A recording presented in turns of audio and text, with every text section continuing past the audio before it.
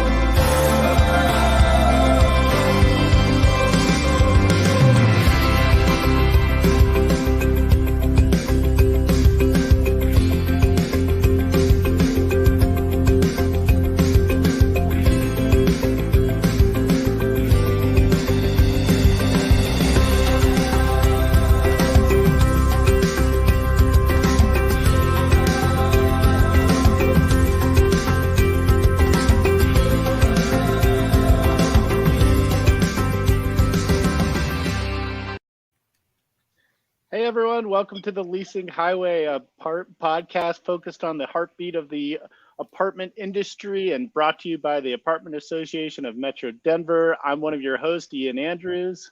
And hello, I'm Karen Gladney, one of your other hosts. And today we are super honored to be joined by Amie Robertshaw, VP of Operations for Echelon Property Group and President-elect for the Apartment Association.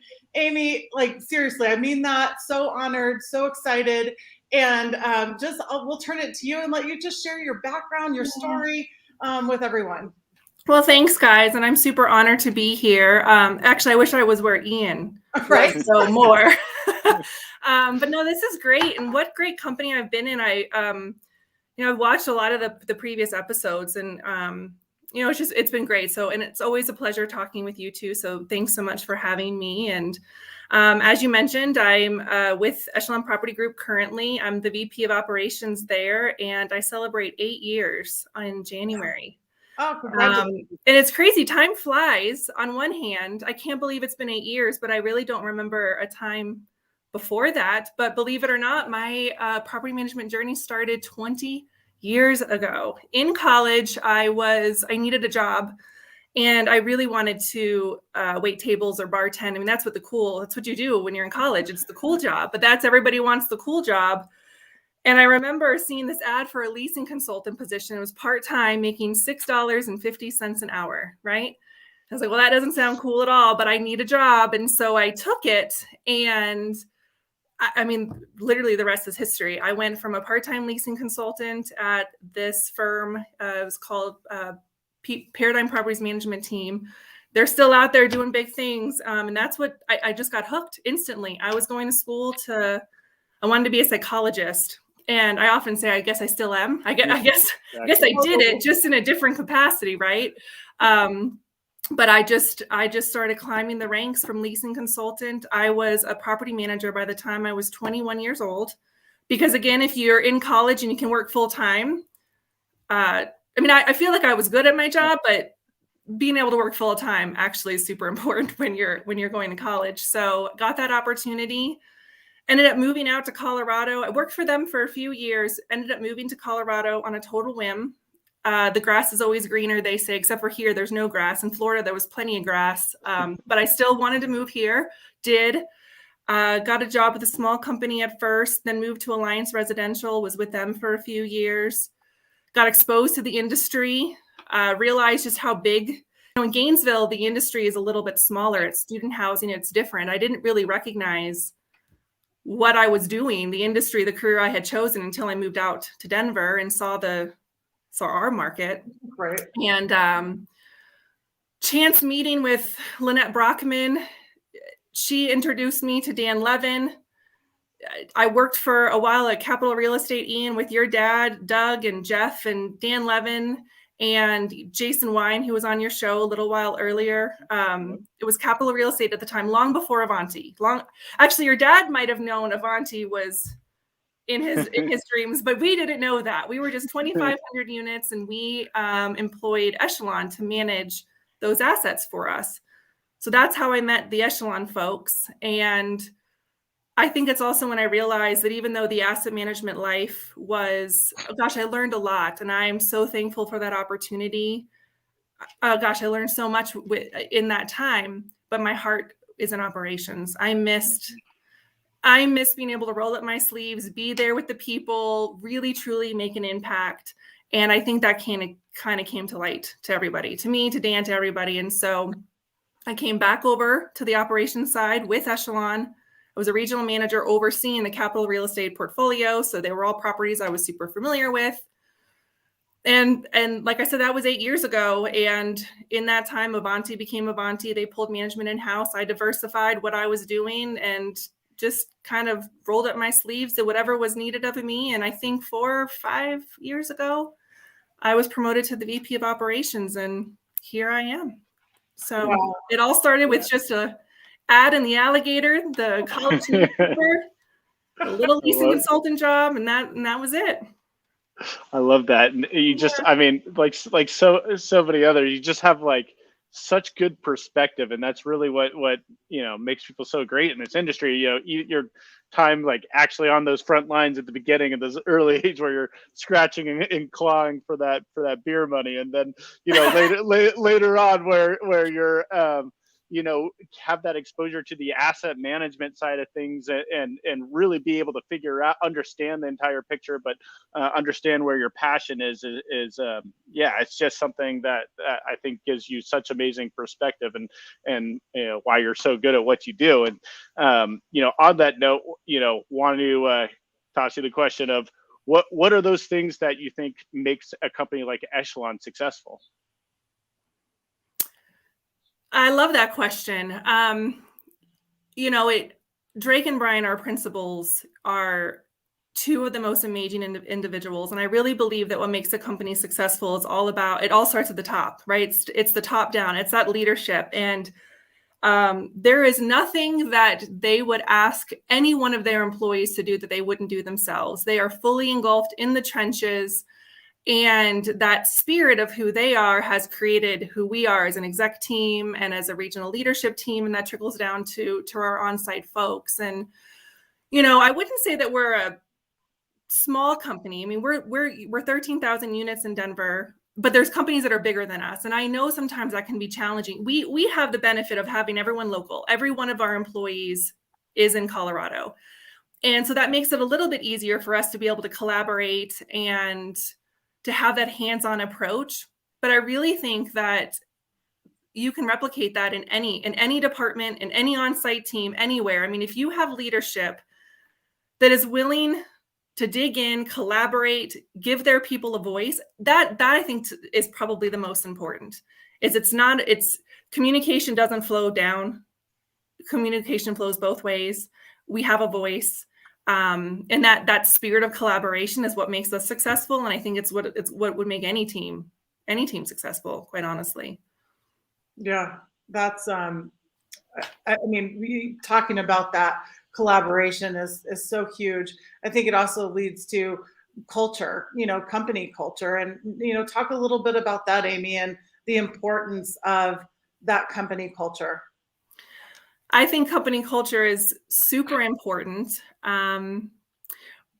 But, everybody says they have the best culture. And to some degree, I do believe that. I mean, I will biasly say I think that we have the best culture out there, but I know other companies say that, and I believe them too. And it's the truth. Everybody has built a culture that is about them. It's about who they are and what's right for them. And there's no wrong, there's no right or wrong culture to have. So when we talk about importance of culture, I think what's most important is as an employer, finding a company that matches your values, the culture, the things that are important to you. Mm-hmm. And that goes both ways. I mean, and I know it's hard, especially now, we need to hire people, right? But it is super important to find people that match your culture, because no matter where you go, you're going to find great individuals doing great things with the best intentions. it's all a matter of matching up what's important to that employee and that employer, finding that connection. And that's really, to me, what's the most important element is finding your people and staying with your people, just that relationship, I think, is the most important element when we talk about culture. I think it's an important point too. It's both ways. First, and it can only be both ways if you as a company understand what your culture is, right?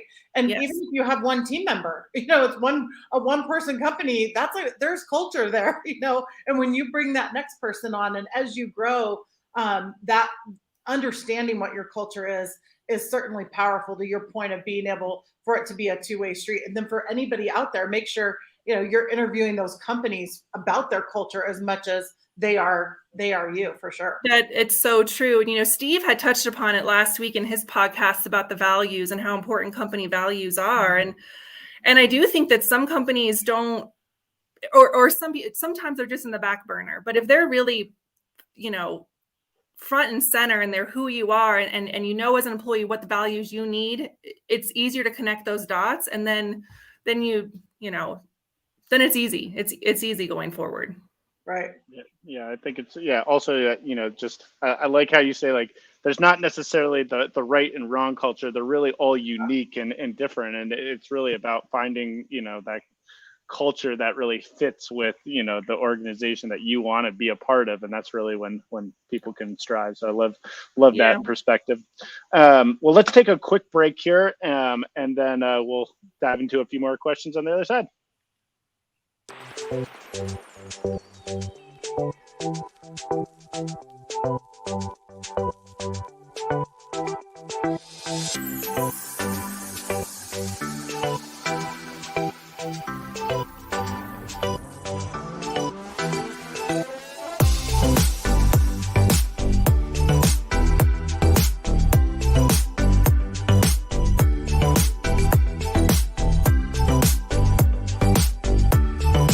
Welcome to your beautiful new apartment home here at Gables Point 14. As you can see, we're featuring this beautiful one-bedroom den.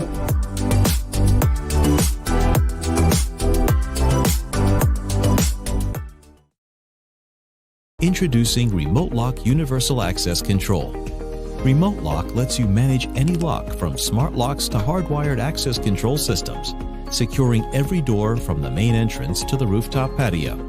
And you get to choose from the best top-of-the-line smart locks out there, from brands like Yale, Schlage, Kwikset, August, Mercury, and many more. Now you can configure and add access at the push of a button and set up customized schedules for each and every user, all within a matter of minutes. It even works with property management and booking software like Airbnb, Guesty, Entrata, RealPage, and more.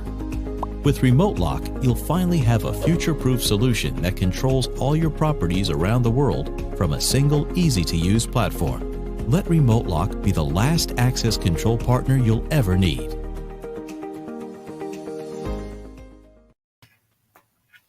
Welcome back. So, wanted to give you a question on some of the really an operations-based question here of looking at key performance indicators and really connecting those on-site teams to them. And so what do you see as the main key performance indicators for those on-site teams? It's a good question. And I think that, especially now, right, we know that delinquency is important and retention is important and occupancy and reputation management, all those things are important. But I think truly at the end of the day, the number one KPI probably that I would look at is turnover, staff turnover, or lack of staff turnover, because I believe that turnover number directly correlates to the level of engagement. If a team member leaves because they're getting promoted within your company, they're moving on, doing bigger, better things, that's excusable, right? But if you have people leaving for different opportunities or just leaving, you're kind of always limping along if you have that revolving door. And when you're limping along, you can't focus in on all those other things. And when you have a team that is fully engaged, when you have leadership that is doing the right thing, and you're all committed and you're all there and you're showing up every day, and you're not being swayed away easily to other positions, you're happy, right? You're a happy team, and happy teams automatically hit delinquency numbers and they have good reputation management scores and the occupancy there and the retention is there because that's all it is, right? It's if you're there, you're happy, you're engaged, and you're doing the right things, then those retention rates will show that, and then everything else will tie to that. So I think that's super important, is that team element, and I think that's the indicator that if you've got a good strong team in place. On that note, we just had our awards this year, and our winning team was a property that we've only had for about a year. Gosh, I wish I would know the number of team members. I want to say there's about 10 of them there. So a big staff. We've had that property for only a year. They hit every goal, every metric. They did everything right, but they had no turnover. So a whole staff, 10 deep, new property, a lot of challenges, and they had no turnover. And so it tied together. You have a team that doesn't turn over, you meet their numbers, and it just goes hand in hand. So yeah. What a great example. And it's true, right? You get that cohesive team working together, all rowing in the same direction, right, as they say, and then you've got a high performing team. I always think of that Truckman stages of a team, and how even if you insert one new team member, you go back to that storming phase again. And so if you can stay in the performing and because you're all there and you're not having turnover, what a difference that makes. That's such a great point. It truly does. Yeah. So on the flip side of that, I guess a little bit from key performance indicators, what do you think we need to get better at as an industry? I think that overall as an industry, outside of us in the industry, I think that people don't understand us, right? And I think that came to light a little bit. I mean, it's come to light a little bit with some of this legislative challenges that we're up against really during COVID. And I'm super sensitive to the situation of what everyone went through. But I was seeing friends, people I love, family members, crying, oh, we should halt evictions, we stop charging rent. And I'm like, I feel for those people. I do. But what I don't think that other people understand is that we are a multi-billion-dollar industry with millions of employees. I mean, I think on-site, I think last time I got a stat, it was 800 and something thousand people employed directly in our industry. But when you talk about, the developers, the suppliers, everybody else that thrives, I mean, the landscapers, the painters, everybody that thrives in our industry, we're talking millions of people. And so I think that a lot of people think of landlords as some wealthy guy in a nice suit drinking expensive scotch in some penthouse, just like, counting his dollar bills. And it's really not that. What we are is just people just like everybody else with bills to pay, with roofs over our head that we have to, and so I just think that we get this negative stereotype that we are greedy landlords and all we care about is the dollar. And it's not. There's so much to that dollar. NAA actually released something last year. It's that rent dollar, how much goes into that one rent dollar. Yeah. And I wish I had that at the ready, but it's interesting because so much of it is insurance and taxes and utilities. Mm-hmm. It's like I said, it's not some, wealthy guy on a yacht, right, laughing all the way home. So I just think as an industry, just sharing that and having people understand that we too are just an industry. Yes, we provide homes, and that's a very sensitive topic. And it's not one that we take lightly at all. And so it's just widening that perspective to those folks that aren't. It's funny when people ask me, what do I do for a living? And I say I'm in property management. I actually hate the question because I feel like I have to explain that. Well, I don't just take rent checks, right? Like there's so much more than that. And I just think that people don't understand that. And so I wish there was a way that, we could just get that message out a little bit more. I think, it's so funny you bring that up. It's just like, especially through the pandemic and really, all time, I think what people don't realize is that everyone who gets into this industry generally really cares about residents and that experience. And that's why they're here. Trust me, ask anyone, especially in operations.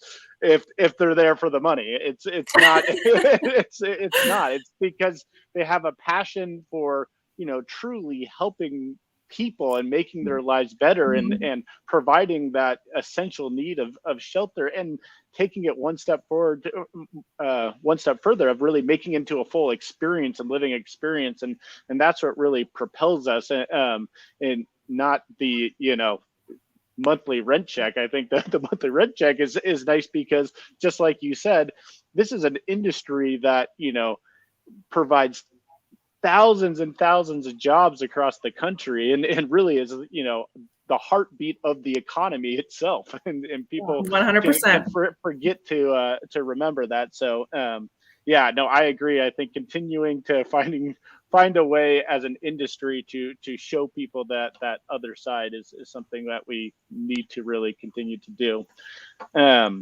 So another question here for you. You're the president-elect for the Apartment Association, which is super exciting. But for you, what excites you most about getting to lead our membership here in the Oh my AAM? gosh. Yeah, I am so excited for a number of reasons. I've now been on the leadership team. This is my 4th year. And I'll be flat out honest. When I first started, I did it a little resistantly. Drake kind of gave me a nudge, and I had no idea what to expect.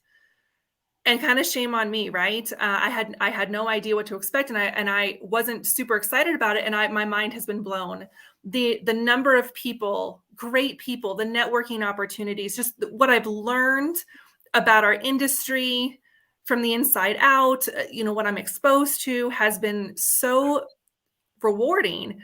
And I didn't know that. And I think that is lost on a lot of people as well, that there's so much more beyond, the trade show, that it's not just that it's so much bigger. And the number of volunteers and the hard work that not only the staff puts in, but the volunteers and all these people that devote their time to make our industry. We talked a lot. I know the numbers, go back and forth, but the 6th or 7th largest industry. I mean, it takes a village of people to do that. And so I think for me, what excites me is, one, being exposed to that, and then hopefully having a position of influence where I can help expose that to others and share that with others. And all you have to do is just be on the leadership, and you have a voice, you have influence. And so just getting that far is huge. But of course, that role of, being on the executive board and being president, it just gives, just one more step up, like one more platform to just try to share that passion. I mean, I hope what I want people to know when they meet me or see me is that I love what I do. I'm so passionate about not only what I do, but what you do and what we all do in the industry. It's like we're one big family, and I love that. And so I love that I have the opportunity to hopefully share that passion and influence others. And even if I can get 1 or 2 people out there somewhere to say, oh, I want to do that, I want to go down that path too, and I want to contribute at that level, then I feel like I've succeeded. So, Amie, you can for sure feel your authentic passion for the industry. There's no question. It's just refreshing to be around you and listen to you talk about the industry and your path and everything. So thank you for that. Let's take one more last break, and then we'll come back and get a little personal with Amie.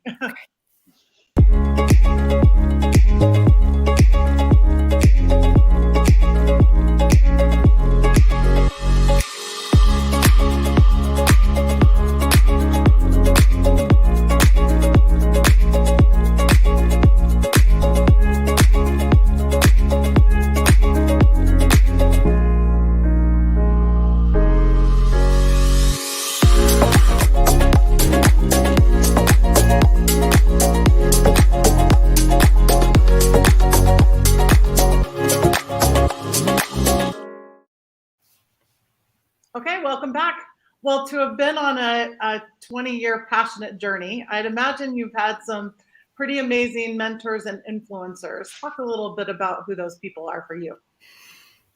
Well, I absolutely have to give credit to Judy, my senior VP, Judy Blaze. She is, oh, I don't want to get emotional, but she's one of the best things that ever happened to me. She's a great lady.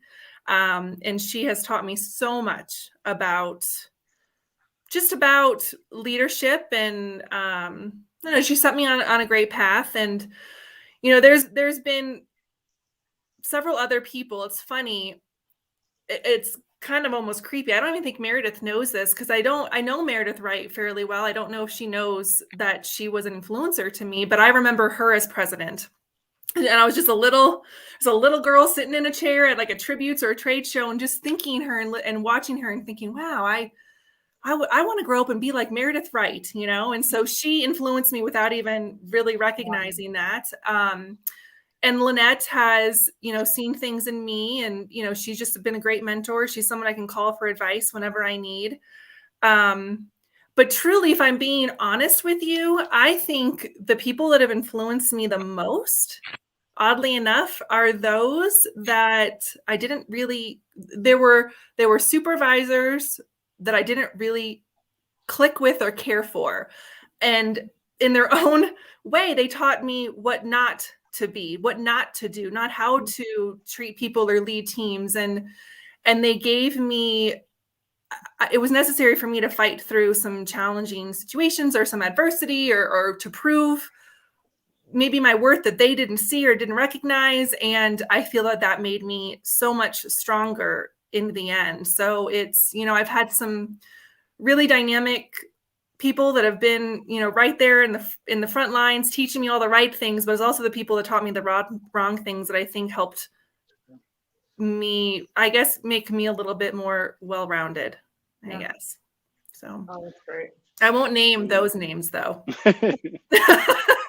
It's, how cool though to be able to pull something from that's pulling something from every situation. Right? Yeah, I think you have to. I think every experience it takes you to the next one. And if you don't glean from that, there's something in every opportunity, good or bad. And it's up to you to find it. And if you find it, then you have no choice but to grow from it. Right. Right. Yeah, absolutely. Well, a couple more questions here. One we've got to do here in honor of Thanksgiving week. What are you grateful for? Oh gosh. Well, obviously friends and family, and my kids. Gosh, I love those little kids, even though they drive me crazy sometimes. But you know what, right now, actually, I'm really thankful for this weather. And I know there are some snow freaks out there, but I am a Floridian girl through and through. And the fact that we have hit some sort of climate jackpot, and it's like the longest streak of no snow. And I know we need water and there's drought issues and all that. And I'm really, I'm just a happy girl because there's no snow outside. So. Very thankful for this really unique, rare weather. That's a great way to describe it. Jackpot or whatever else. All right. Well, I got to know, when you're not at work, Amie, because you work your tail off, but when you're not at work, where are you most likely to be found? Okay. So, I do love the outdoors. I think, I think it's very obvious. I spend a lot of time. I love the water, the reservoirs, camping, hunting, just being outside. But if truth be told, I spend a lot of time. My favorite place is sitting in the island of my kitchen. And my kids do homework there. When my husband gets home from work and I'm cooking dinner, he sits there. It's kind of like, our little hub, right? And when I was younger, even before I had kids, I always had dreamed about being the place where all the other kids came to, or, I always wanted it to be somewhat chaotic. And I think I kind of got that dream, except for I didn't know it came with a super messy house. And my house is always messy because of it. But I love sitting there on the island with the kids, either doing their homework or with their friends, and they're coming in and out of the house. And I'm cooking dinner, sipping on a glass of wine, or having friends come over, just sitting there. It really is my favorite spot, just because it's like that central hub of our little family and our little friend circle. And so that I'm there most often when I'm not working, if I'm not, enjoying the outdoors. That sounds like really cool, like heart fuel. Yeah. Exactly. Well, we have time for our last walk-off home run question here, which is, Okay. what advice would you give someone just starting out in the industry? If you're just starting out, you likely don't yet recognize how much you can learn. Your role is so much bigger than what you think it is, or your opportunities for knowledge are so much bigger. During my time, I have learned more about insurance and investment and marketing and accounting. I mean, all these things that I would have no idea that when I took a leasing consultant job that I would have known. And I think that if you're willing to engage and pick and learn and ask questions, you can become so well-rounded. I mean, these are skill sets that sometimes you have to go get a degree in. And maybe my marketing team wouldn't agree, but I think that I've learned more about marketing than I would think that some marketing students do, just from being in it, engulfed in it, hands-on. And so I just think that there is so much to learn about business management and all that there is connected to our industry. And if you take that opportunity to ask questions and to engage in those other roles, then there's just so much for there to be learned. And I'm going to cheat, and I'm going to give you one other thing, though, because I also think it's super important to not burn bridges. And I don't mean that necessarily in a negative way, but I think that we are so connected, and there's so much, and we have so much to offer, and there's so many opportunities that link off of this. So just, I don't know, show up, do the right thing, treat others the way you want to be treated, and you could, this industry, you could catapult into anything. So just show up, learn lots, do the right thing, don't burn bridges. And I think that, you could go anywhere. That's awesome. Amie, if I had a bat, I'd hit it right now. Home run. Just appreciate you. Everything you shared. Love those tips. You're exactly right. You can get a master's in this industry, by being in it. And you've just been phenomenal. Thank you again. And I'm excited for you as our president-elect as well for the apartment. Well, thank you guys so much. This was so great. Thanks for having me. Yeah, have a great Thanksgiving, everybody. Remember to be grateful for everything, and we'll see you next week. Bye, everyone. Thanks, Amie. Bye.